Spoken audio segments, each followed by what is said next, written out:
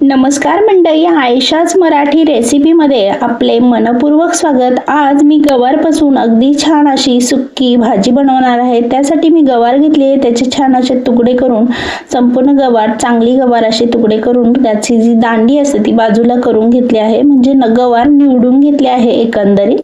आता ही संपूर्ण गवार अशी छान निवडून झाली आहे।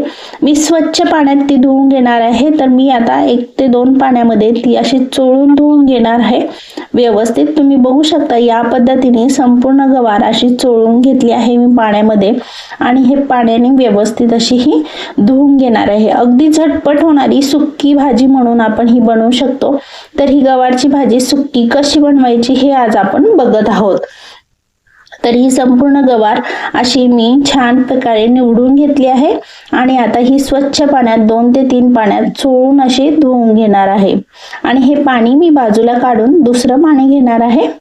आता ही संपूर्ण गवार आपल्याला धुवून घ्यायची आहे व्यवस्थित। आणि आता कढई गरम करायला ठेवली आहे छान प्रकारे, आणि आता तेल गरम करून घेणार आहे आणि याला फोडणी देणार आहे। गवारला सुरुवातीला आपल्याला फोडणी द्यायची आहे। तर कढई छान गरम झाल्यानंतर यामध्ये तेल घालून घ्यायचं आहे आणि आपल्याला फोडणी द्यायची आहे। तर कढई माझी गरम करून झाली आहे। आता यामध्ये मी साधारणतः चमचाभर तेल घालून घेणार आहे। तर मी साधारणतः 1 चमचा तेल घालून घेतला आहे। तेल छान गरम झालं की यामध्ये आता मी 1 चमचा मोहरी घालून घेणार आहे। मोहरी छान गरम होऊन तडतडू द्यायची आहे। तेल व्यवस्थित गरम होऊ द्यायचं आहे आणि मग आपल्याला फोडणी द्यायची आहे, म्हणजे फोडणी छान बसली पाहिजे। फोडणी छान बसली तरच भाजीला छान चव येते। त्यामुळे फोडणी देताना कुठलीही भाजी असो, वरण असो, याला फोडणी व्यवस्थित बसली पाहिजे। ह्या पद्धतीने तेल छान गरम झालं, मोहरी टाकली। मोहरी टाकल्यानंतर व्यवस्थित मोहरी फुटल्यानंतर 2 हिरव्या मिरच्या, 4 ते 5 कढीपत्त्याची पाने आणि 1 चमचा आलं लसूण पेस्ट, 1 चमचा जिरे आणि हळद पावडर घातली आहे, आणि ही मी छान अशी फोडणी तयार करून घेतली आहे। आता यामध्येच आपण गवार परतून घेणार आहोत। लाल तिखट आत्ताच घालायचं नाहीये, तर ह्या फोडणीमध्ये आपल्याला गवार परतून घ्यायची आहे। आलं लसूण पेस्ट, हिरवी मिरची, हळद आणि मिरे, मोहरी आणि जिरे ह्यामध्ये आपल्याला ही परतून घ्यायची आहे। या पद्धतीने अगदी व्यवस्थित आपल्याला हलकीशी ती मऊ होईपर्यंत आपल्याला ह्या फोडणीमध्ये परतून घ्यायचे आहे। लाल तिखट सुरुवातीला टाकलं तर ते करपतं, जळतं आणि त्याची चव छान येत नाही, म्हणून आपण लाल तिखट लगेच टाकणार नाही आहोत। आणि आता मीठ घालून व्यवस्थित अशी ही परतून घ्यायची आहे।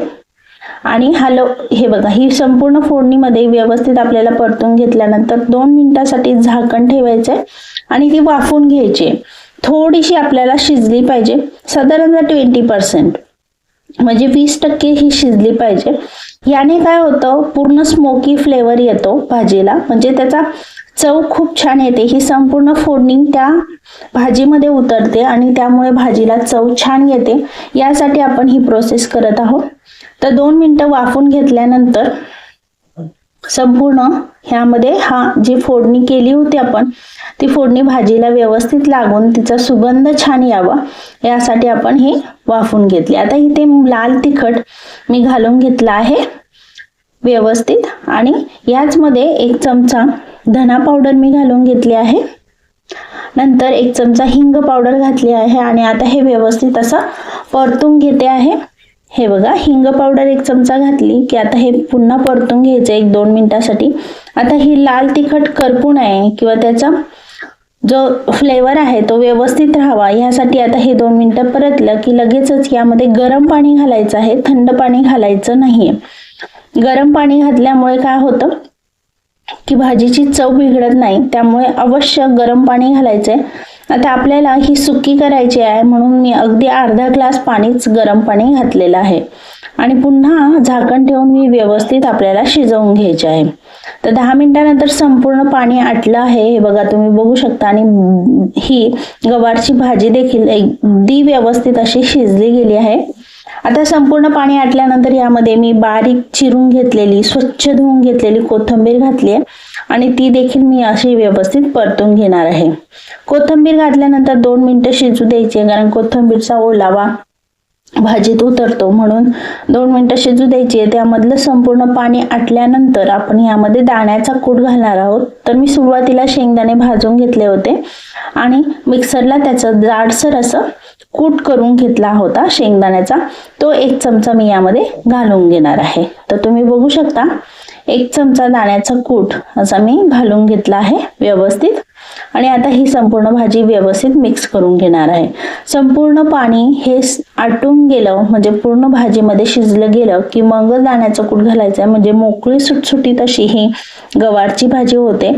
डब्यासाठी टिफिनसाठी तुम्ही झटपट अशी ही बनवू शकता. तर अगदी व्यवस्थित चवीलाही अगदी छान लागते. तर या पद्धतीने तुम्ही गवारची भाजी नक्की ट्राय करून बघा, आवडेल तुम्हाला. आणि अशाच नवनवीन रेसिपी बघण्यासाठी चॅनलला नक्की सबस्क्राईब करा, बेल आयकॉनला क्लिक करा, म्हणजे नवीन रेसिपीचे नोटिफिकेशन सर्वात आधी तुम्हाला मिळेल. पुन्हा आपण भेटूया एक नवीन रेसिपी सोबत. तोपर्यंत तुम्ही स्वस्त खा आणि मस्त राहा. आणि ही रेसिपी एकदा तरी नक्की ट्राय करून बघा. धन्यवाद.